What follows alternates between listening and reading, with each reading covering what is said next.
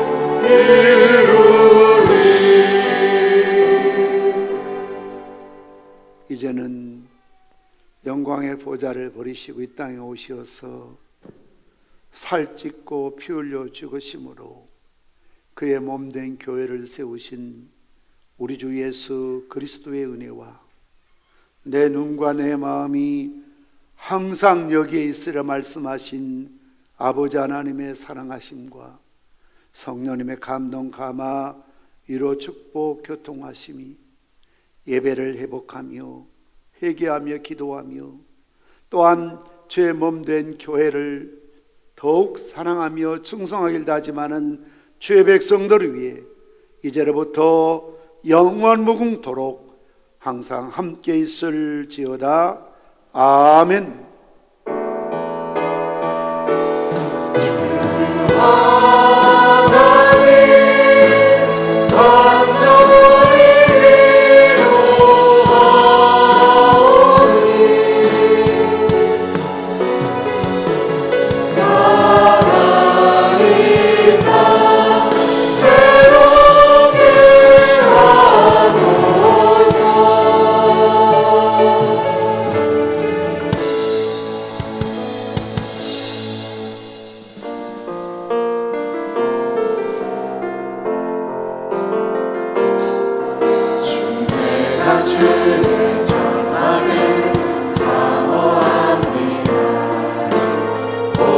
주의 인생을 갈망하